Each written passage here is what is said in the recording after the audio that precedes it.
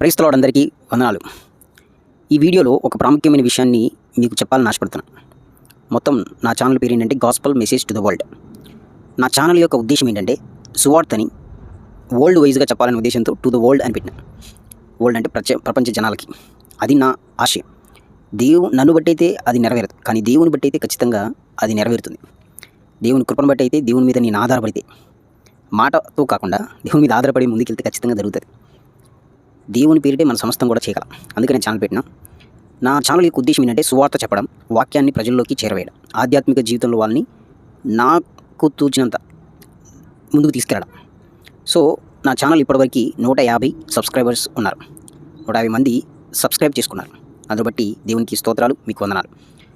అందులో కొంతమంది చేసిన, కొంతమంది చూసేవాళ్ళు ఉన్నారు. ఒక వీడియో నేను అప్లోడ్ చేస్తే మ్యాక్సిమం ఒక 50 మెంబర్స్ చూస్తున్నారు. మ్యాక్సిమం మంచిగా చూస్తే 100 అబోవ్ చూస్తున్నారు. చాలా సంతోషం.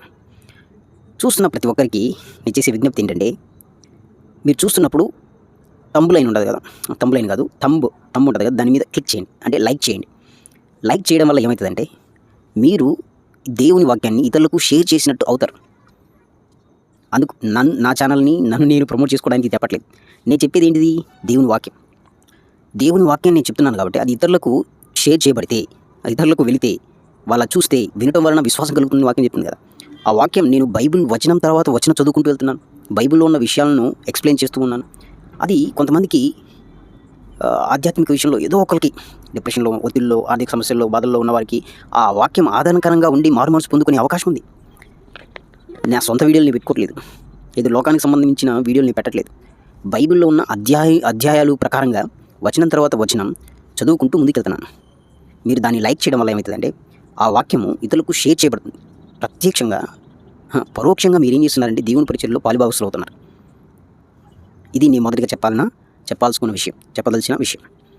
రెండో విషయం ఏంటంటే, నేను బైబిల్ రీడింగ్ ప్రోగ్రామ్ అనేది స్టార్ట్ చేసిన. ఆదికాండం మ్యాక్సిమం 45 అధ్యాయాలు కంప్లీట్ చేసిన. 45 అధ్యాయాలు వచనం తర్వాత వచనం అవసరం ఉన్న చోట ఎక్స్ప్లెనేషన్ చేసుకుంటూ పోయినా. అది మీరు చూడండి.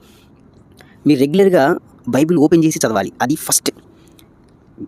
దాని తర్వాత మీరు పనులు కానీ, లేకపోతే ఏదైనా వర్క్ చేసుకునేటప్పుడు కానీ, బండి మీద వెళ్తున్నప్పుడు కానీ, ఎటైనా వెళ్తున్నప్పుడు ఈ వాక్యాన్ని పెట్టుకొని వాక్యం వినండి. ఇది సెకండరీ. థర్డ్ ఏంటంటే, మీరు మాన్యువల్గా బైబిల్ ఓపెన్ చేసి చదివింది ఈ ఆడియో బైబిల్ వినడం వలన మనం మనం వింటాం కాబట్టి మన ఎనర్జీ సేవ్ అవుతుంది. మన తొందరగా అలసిపోకుండా 10 వచనాలు చదివి మనము 20 వచనాలు చదువుతాం. అప్పుడు దేవుడు మనకి దేవుడితో ఎక్కువ వచనాలు చదివినప్పుడు దేవుడు మనతో మాట్లాడే అవకాశాలు ఉన్నాయి.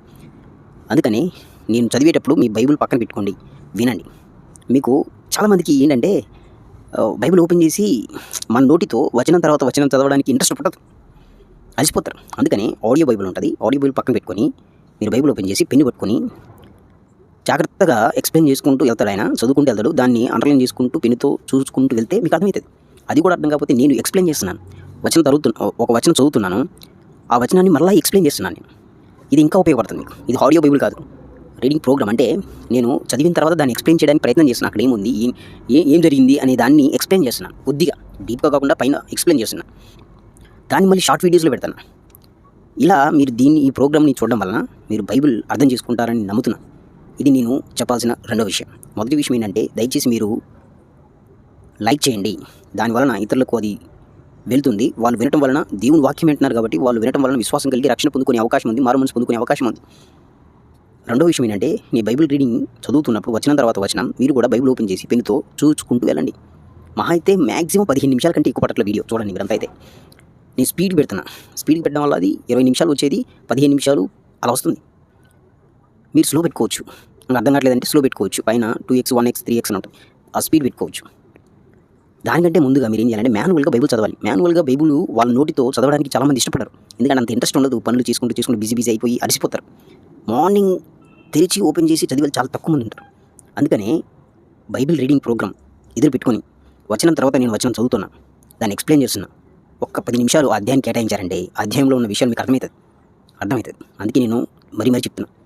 నేను నా సొంత ఈ లోక సంబంధమైన వీడియోలు చేస్తే నేను లైక్ చేయమని చెప్పేవాని కాదు. నాకు అవసరం లేదు.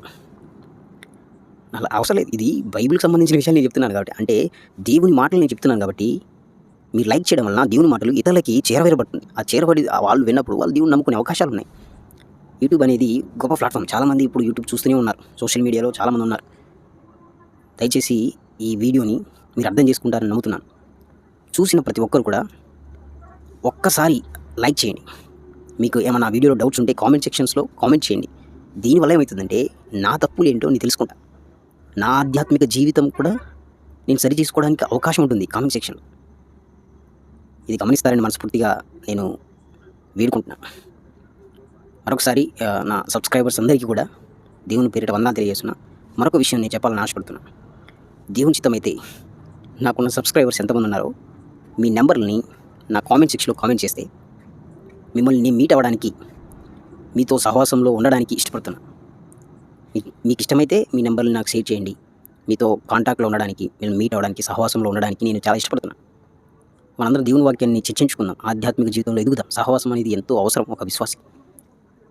సో ఇది ఈ వీడియోలో నేను చెప్పాలనుకున్న విషయం.